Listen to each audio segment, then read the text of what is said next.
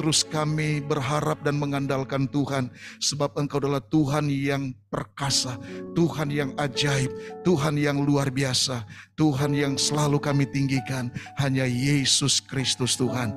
Terima kasih Bapa, kami mengucap syukur pada malam hari ini di Menara Doa, kami boleh ada sebagaimana kami ada, dan saat ini Tuhan kami akan mendengarkan isi hati-Mu ya Tuhan.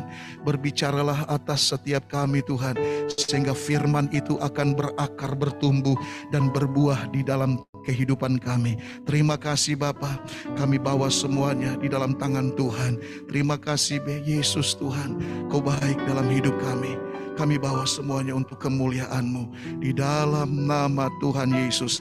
Haleluya, mari sama-sama berkata amin, amin. Puji Tuhan. Shalom. Haleluya, saya percaya kita semua dalam keadaan baik, sehat, dan diberkati Tuhan. Haleluya. Kita sedikit mendengarkan firman Tuhan.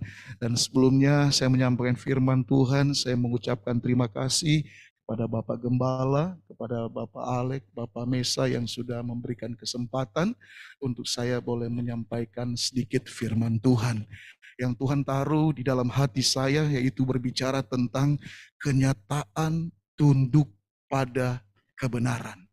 Haleluya. Amin Bapak Ibu. Haleluya, kenyataan tunduk pada kebenaran. Kalau berbicara tentang masalah kenyataan, yang dimaksud dengan kenyataan yaitu realita, hal yang nyata, yang benar-benar ada, kelihatan dengan mata jasmani kita, apa yang kita rasakan, apa yang kita alami di dalam hidup ini. Amin saudara. Jadi kenyataan tunduk pada kebenaran. Kebenaran itu berbicara tentang kebenaran yang dari Tuhan. Tuhan itu sendiri adalah kebenaran.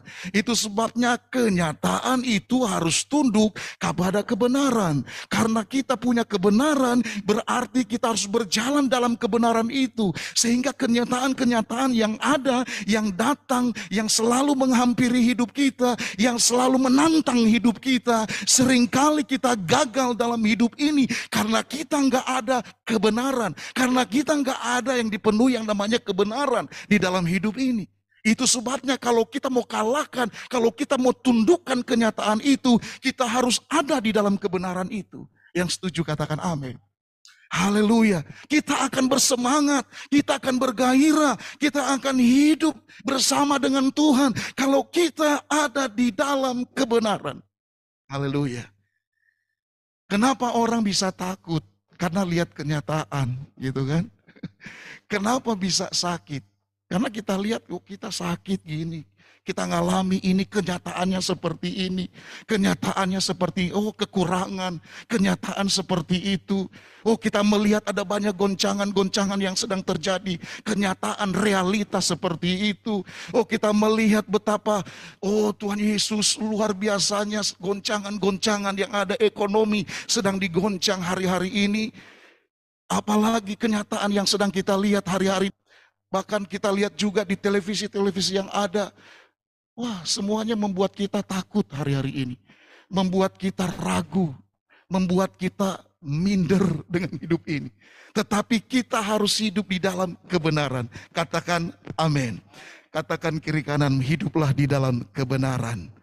Haleluya. Kita baca di dalam Roma 4 ayat 18. Di sana dikatakan, sebab sekalipun tidak ada dasar untuk berharap, namun Abraham berharap juga dan percaya bahwa ia akan menjadi bapa banyak bangsa menurut yang telah difirmankan, demikianlah banyaknya nanti keturunanmu. Di sini dikatakan sekali lagi Roma 4 ayat 18, sebab sekalipun tidak ada dasar untuk apa? Berharap, namun Abraham tetap berharap juga dan percaya. Kalau kita melihat dengan kehidupan Abraham, bagaimana dengan kehidupan Abraham, saudara? Dia adalah bapa kita, tetapi sebelum dia mengalami firman janji Tuhan dalam hidupnya, umurnya berapa? 100 tahun. Bahkan istrinya umur berapa? Secara medis nggak mungkin punya anak. Kita melihat keadaan seperti itu, bisa nggak punya anak? Secara manusia nggak mungkin. Tetapi Abraham tetap berharap dan percaya kepada Tuhan. Janjinya pasti akan digenapi kepada Abraham. Dia tetap berharap kepada Tuhan sekalipun tidak ada dasar untuk berharap. Begitu juga dengan kita. Kita alami ini, sakit penyakit. Kita alami masalah. Kita mengalami kekurangan dalam hidup ini. Realitas seperti itu. Tetapi sekalipun tidak ada dasar untuk berharap, kita tetap berharap kepada Tuhan. Katakan amin. Ketika kita berharap kepada Tuhan, maka kebenaran itu akan membawa kita kepada mujizat, kepada kesembuhan, kepada perkara-perkara yang ajaib. Apa yang tidak pernah kita lihat, apa yang tidak pernah terlintas dalam hati kita, apa yang tidak pernah kita doakan, itu yang Tuhan nyatakan bagi setiap kita, orang-orang yang percaya kepada Tuhan. Katakan amin. Puji Tuhan. Nah, seringkali realita membuat kita berpikir segala sesuatu mustahil. Penderitaan ini terlalu berat buat saya. Masalah ini terlalu berat buat saya. Itu realita. Seringkali kita hadapi seperti itu. Haleluya. Kalau boleh saya saksikan bagaimana dengan keluarga kami. Ya, saya melihat istri saya begitu. Dan istri saya mengalami yang namanya batu empedu. Wah, kalau melihat waktu dia mengalami sakit itu, kambuh saudara, dia teriak-teriak, bahkan sakitnya minta ampun, sakit belakang, muntah-muntah, bahkan gak bisa tidur. Kalau mau tidur susah, dia harus duduk kalau dia mau tidur sudah. Kalau kambuh seperti itu. Lalu saya mulai, di pikiran saya mulai gundah gulana. Tuhan, ini gimana nih? Bahkan disuruh operasi nggak mau dioperasi, ketakutan katanya. Katanya nanti diangkat tuh batu itu empedu itu diangkat, nanti ada efek samping karena dia baca di Google begini-begini ada efek sampingnya. Jadi ketakutan istri saya. Tapi saya tetap berhadapan dengan Tuhan. Tuhan, Engkaulah kebenaran saya, Engkaulah kekuatanku, Engkaulah pengharapanku. Sekalipun tidak ada dasar untuk berharap, aku akan tetap berharap kepada Tuhan yang menciptakan langit dan bumi. Tetapi keadaannya seperti ini, nggak terjadi apa-apa. Saya sudah berdoa, nggak terjadi apa-apa. Bahkan dia menolak untuk dioperasi, saudara. Terus bagaimana? Realita, kenyataan seperti itu. Apakah kita akan menghindar dari itu? Tidak, saudara. Kita harus hadapi bersama-sama. Haleluya, amin. Hadapi bersama-sama. Yaitu bersama dengan Yesus, kita akan melakukan perkara yang besar. Lalu apa yang keluar dari mulut istri saya? Dia berkata, saya punya iman kepada Tuhan Yesus. Dulu waktu di ronsen, di hati ada batu. Terus batu empedu 1,75 cm. Itu di empedu. Setelah kedua kali di ronsen lagi, batu yang ada di dalam hati hilang. Terus di empedu batu, kata dokter, jadi kecil. Jadi 1 cm. Saya kaget, kok bisa Tuhan? Dan saya tahu ini mujizat, bukan karena tangan manusia. Saya tahu ini mujizat. Dan istri saya mengucapkan kata, saya tahu dan saya percaya, Tuhan akan sembuhkan saya. Tuhan akan angkat batu empedu. Haleluya, saya kok bisa ya? Saya juga gak seperti itu, punya iman seperti itu. Tapi saya tetap berharap kepada Tuhan. Kalau memang dia punya iman seperti, terjadilah sesuai dengan imannya. Amin saudara. Terjadilah sesuai imannya. Bayangkan besoknya udah mau operasi. Hari ini dia menolak, dia datang kepada dokter di rumah sakit. Saya gak mau dioperasi. Wah, bayangkan saudara, gimana gundah gulana hati saya, pikiran saya. Saya cuma berharap kepada Tuhan. Tuhan, saya percaya Engkau punya jalan bagi kami. Keluarga kami ada di tangan-Mu Tuhan. Saya tidak mau andalkan manusia. Saya mau andalkan Tuhan. Saya mau andalkan Yesus. Apapun yang terjadi, kalau Tuhan izinkan, waktu-waktu ke depan Tuhan izinkan mau dioperasi, pasti ada jalan keluar. Kalau Tuhan izinkan mau Tuhan angkat batu, pasti terjadi. Ini iman saya, saudara. Bukan hanya di pikiran saya iman saya seperti itu, tetapi dalam roh saya, di dalam perasaan saya berkata, Tuhan Yesus, Engkau adalah Tuhan yang ajaib, Engkau adalah Tuhan yang besar, Engkau adalah Tuhan yang sanggup melakukan perkara yang besar. Amin, saudara. Mungkin hari ini kita sedang mengalami persoalan masalah, tantangan realita yang kita lihat, masalah-masalah, kekurangan, mungkin toko kita, saudara. Wah, udah begini, udah bikin jalan begini, kok nggak bisa-bisa, tapi kok begini usaha saya. Nggak apa-apa, kita jalani berhadapan dengan tantangan itu bersama dengan Tuhan Yesus. Katakan amin. Haleluya, katakan kiri kananmu beriman kepada Tuhan. Wow, haleluya, amin saudara. Puji Tuhan. Nah di sini bagaimana supaya kenyataan tunduk pada kebenaran? Bagaimana supaya kenyataan itu tunduk pada kebenaran? Kita harus hidup di dalam firman Allah. Otomatis kita harus hidup dalam firman Allah. Jadi nggak usah tanggung-tanggung hidup kita bersama dengan Tuhan. Kita harus hidup di dalam firman Allah. Yang pertama kita harus baca firman Tuhan. Bukan hanya 1 hari, 2 hari. Selalu kita harus baca firman Tuhan. Kita bangun pagi, kita baca firman Tuhan. Sebab itulah kekuatan, itulah harapan kita. Itulah yang akan membawa kita kepada sesuatu yang gak kelihatan. Mujizat itu terjadi bagi kita. Di saat kita hidup di dalam kebenaran, baca firman Tuhan. Katakan amin. Haleluya. Yang kedua, kita harus apalagi perkatakan firman Tuhan. Jangan cuma baca, tapi biarlah firman itu menguasai hidup kita. Bukan hanya belajar firman, tapi kita dikuasai oleh firman. Setelah itu kita akan berhadapan dengan tantangan. Itu firman, kekuatan itu yang dari Tuhan mengalir bagi kita. Katakan amin. Yang tadinya kita takut, ketakutan itu tidak akan menguasai kita.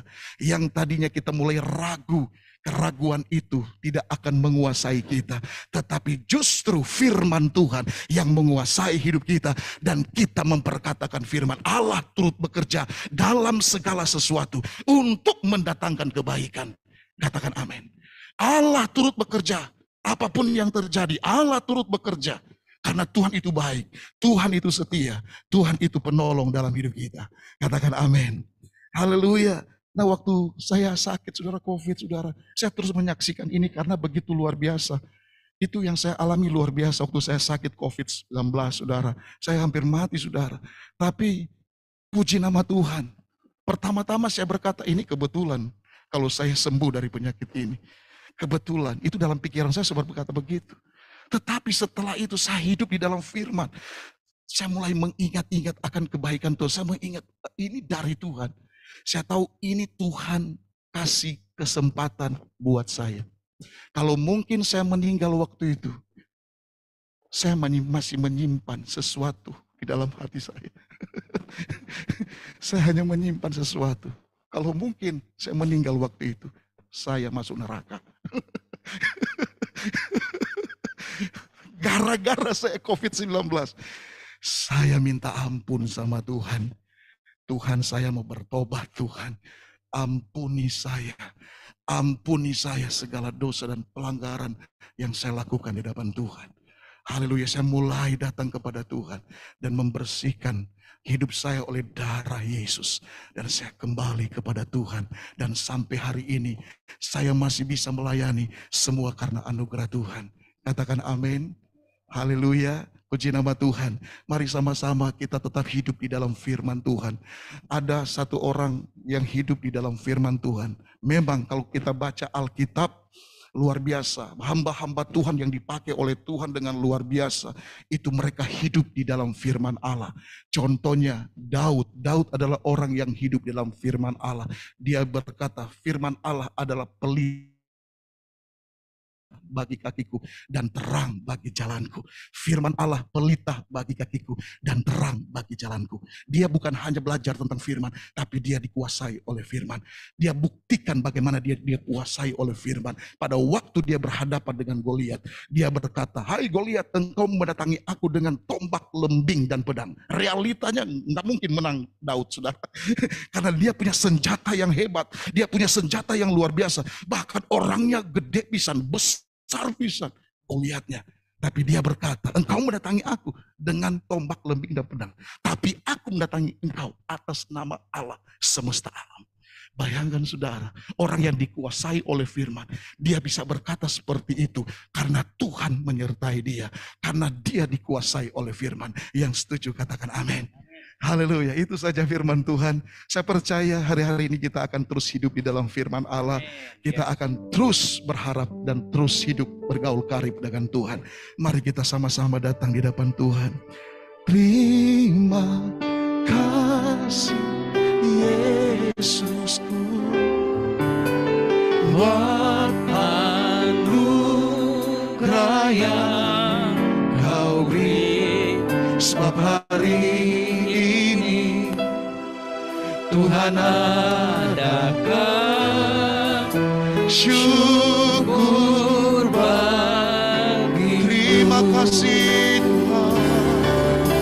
Terima kasih Yesusku, buat anugerah yang kau beri. Sebab hari ini Tuhan adakan syukur bagi. Terima kasih. Terima kasih Yesusku, buat anugerah yang kau beri. Sebab hari Tuhan adakan syukur bagi. Mari satu kali lagi katakan terima kasih Tuhan. Terima kasih Yesusku, buat anugerah yang kau beri. Sebab hari ini Tuhan adakan syukur bagi. Syukur bagimu Tuhan. Syukur bagi. Syukur bagimu. Syukur bagimu.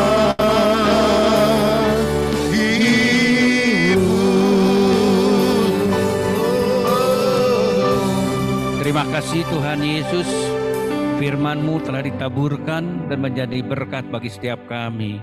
Tuhan berkati hamba-Mu Pastor Jimmy yang telah menyampaikan kebenaran firman-Mu, dan berkati setiap kami.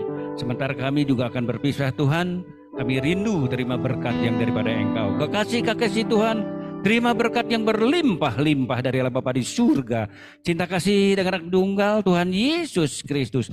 Persekutuan yang manis dengan Roh Kudus menyertai kita semua mulai malam hari ini bahkan sampai selama-lamanya. Yang telah menerima dan percaya, kita sama-sama mengatakan amin. Tuhan memberkati. Selamat malam.